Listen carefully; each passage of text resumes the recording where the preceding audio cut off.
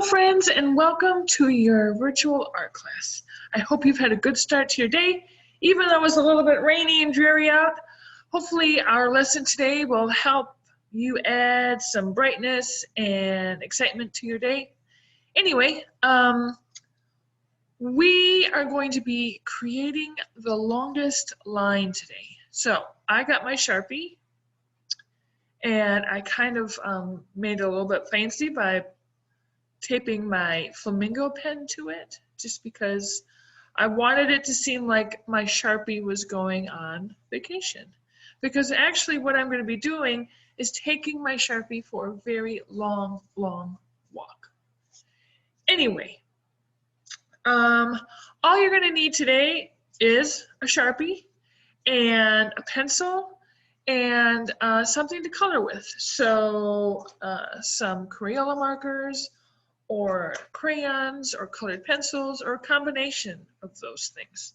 So, and of course, a piece of paper. So, those are the things that you'll need. Let's get started by getting ourselves focused and saying our mantra. Here we go. I am an artist. I create with my hands. I create with my heart. I create with my head. I can create anything. Okay, so let us begin. Get your piece of paper ready, and we can get this party started. So I'm going to kind of zoom out a little bit, and let's move this out of the way. Okay, here we go. So, like I said, you're going to need your Sharpie, and if you have a thinner piece of paper, it's a good idea to have another piece of paper underneath it so that you don't mark up your table, all right? So, just keep that in mind, all right?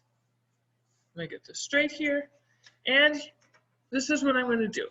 I'm going to choose a corner to start in, all right? Once I've chosen the corner that I want to start in, I have to remember two rules. The first rule is that I am not to pick my Sharpie up off of the paper. Once it's on the paper, it is glued to the paper. The second rule we need to remember is that our line is not to cross over itself or run into itself. Okay? So, not overlap or run into itself as we are going. So you might think, geez, I love to make curly cues. Well, this is a line that is overlapping itself. A way to get around that is you could do something like this that might create the same kind of effect. This is overlapping itself. You could do something kind of like this instead. So we don't want it to overlap, and we don't want it to run into one another. Okay. The third thing I want you to try to accomplish, besides making the longest line, is try to vary the line as you're creating it. Think about zigzags and diagonal lines and squiggly lines and wiggly lines. Just like we did last week, you might even want to think about putting on some music while you listen to it, and that can help direct the way your line is going to go. So I'm all set. I'm going to choose a corner to start in. I'm going to start up here. And now I'm just going to start taking my little Sharpie here for a walk. And I'm going to see how close I can get it before it would hit one another. I'm going to make that smaller, and then maybe I'm going to go back and forth like this. And I'm just going to keep going until my entire page is filled up with this long line. Now, I'm not going to draw this one completely in front of you because that would be very boring. But I am just going to show you some of the things that I might be thinking about. Here I'm going to do some diagonal. And look, my line has not touched at all. And my Sharpie is so excited to be going on this very, very long walk. I'm not trying to draw anything. I'm just kind of making a very, very big maze. That's another way you can think about it.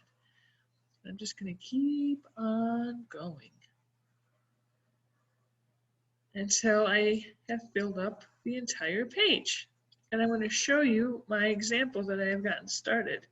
Now remember, I am not going to lift my marker off the paper because I want to make the longest, most continuous line that I can. So you have to make sure you can sit down for maybe like 5 or 10 minutes so that you can create your line.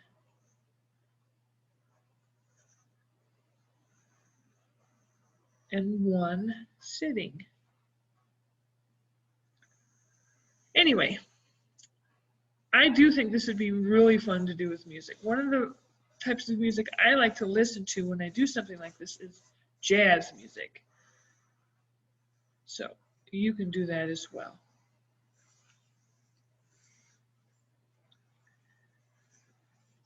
Now, these spaces that I've made really big, I might go back into, I'm going to try, no, I don't think I'll be able to do that. To fill up some of these larger spaces with really small little squiggly things. Because if I just make really big lines all the time, it could be really, really kind of uninteresting. So I'm just going and going and going.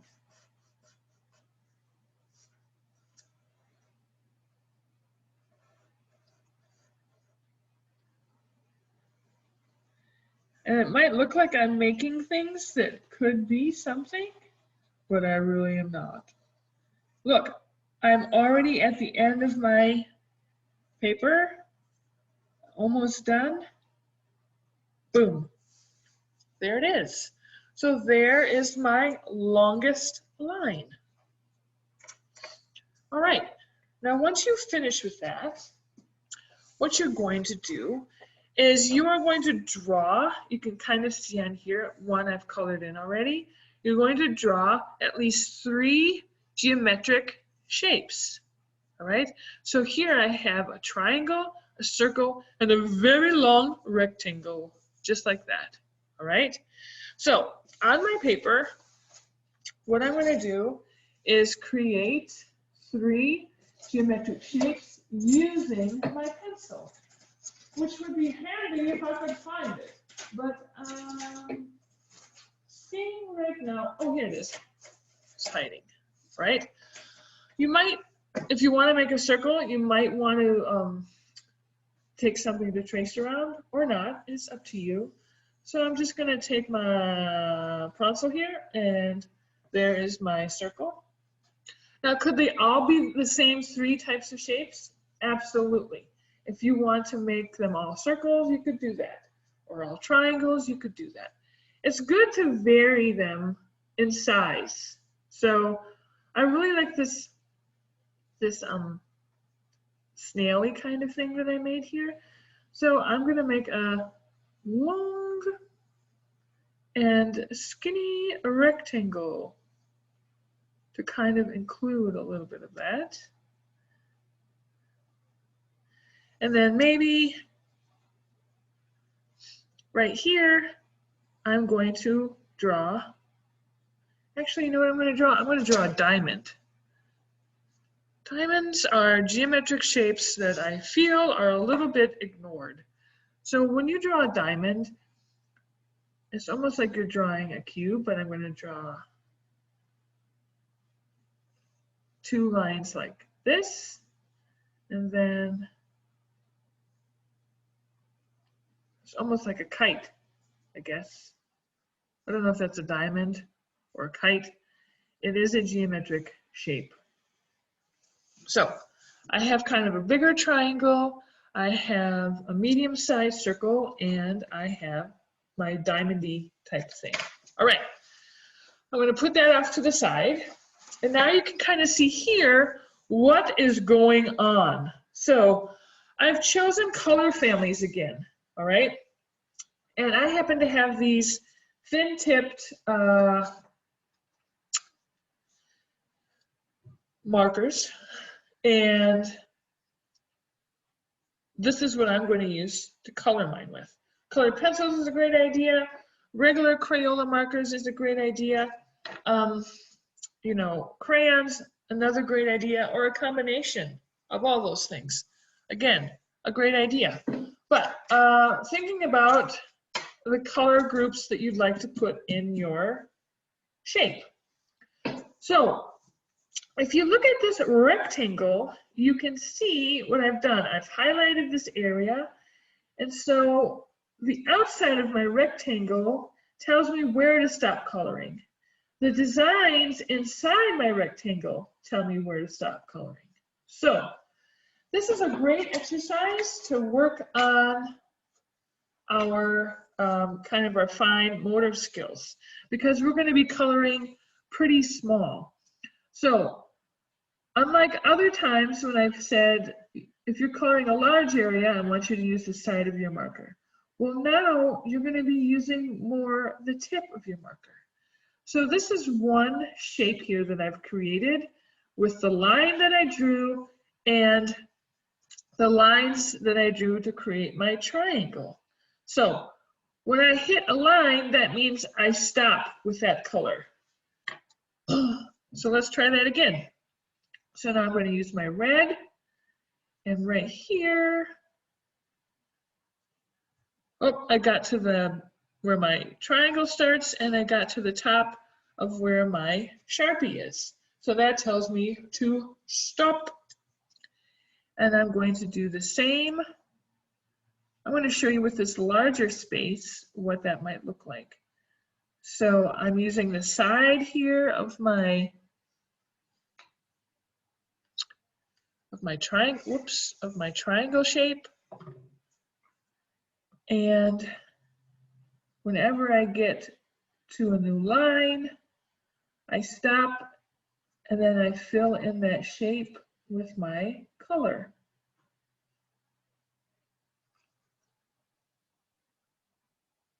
All right, so you see this wee tiny shape here? Well, I'm going to take a different color here, and I think I'm going to grab this. I think I'm going to use orange. This color here, and just like that.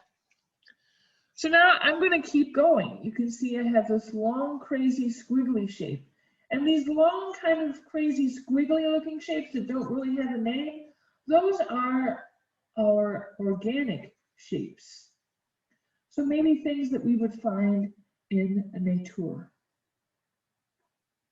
So there's that. And I'm just going to keep going. And I'm really going to kind of focus on, I have this kind of light orange here. Now I have this whole big area here that I'm going to have to, I think, color purple, right? So I just want to kind of pay attention here to what I am doing. I'm going to end up with a very big purple shape. And if that's the case, that also tells me that maybe I should have done a little bit better job of choosing where I should have put my triangle, so I wouldn't end up with such a big shape, but that's okay. Anyway, And I'm just going to keep on going. So when you are choosing colors to go inside your the shape that you've drawn, your geometric shape, what I want you to do is use at least 2, but really not any more than 4, all right? So limit yourself to 4 colors inside your shape, but use at least 2 of them. So you see what I've done? I have this whole large area. I'm going to try to get all those little tiny spots. There. And now I will finish that up with my other colors. So here, I'm going to take some pink. Maybe I'm going to do some pink here too. And I'm just going to work to fill this whole area up. Nice and neat and nice and careful. And this one's going to be a red. And then my last one will be orange. Now, if you notice when I'm coloring in these larger shapes here, I am using kind of the side of my marker. I never want to press really hard on the tip because then I'm going to lose that really nice tip that's there.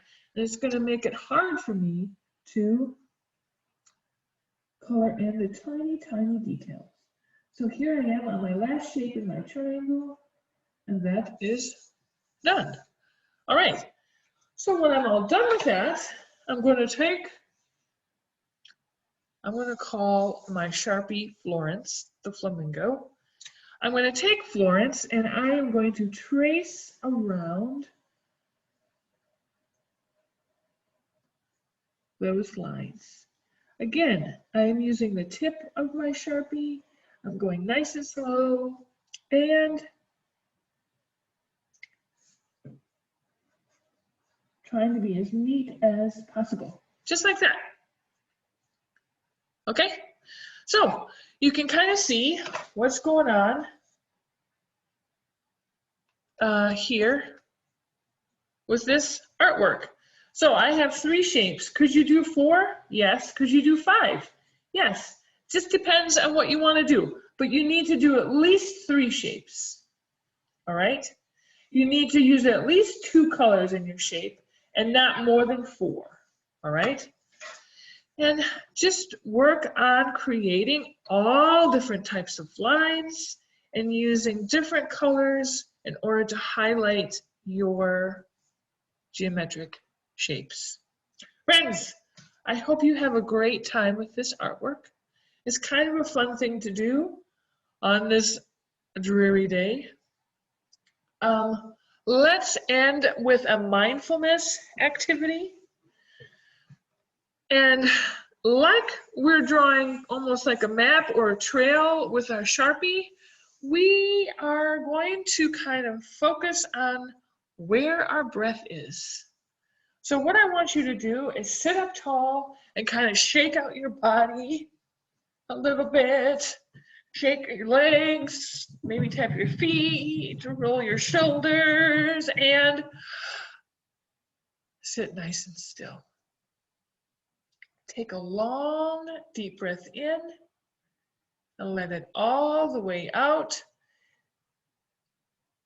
Keep on doing this and thinking about where your breath is. So deep breath in and out. So where do you feel your breath?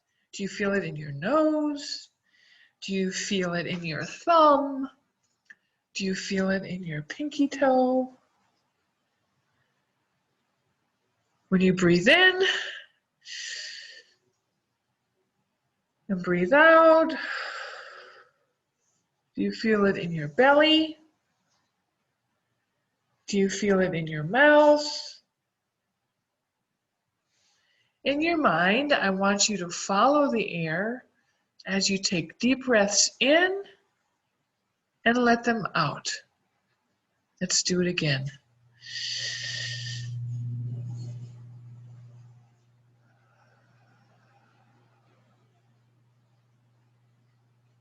Let's do one more time. In.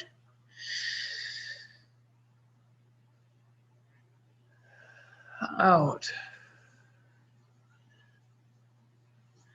Think about where you feel the air. Take one more in. And out. Oh, I felt that one in my belly button. Friends, I hope you have a wonderful day. Take care of yourselves. Be happy. Take care of your families. Until we meet again, bye-bye.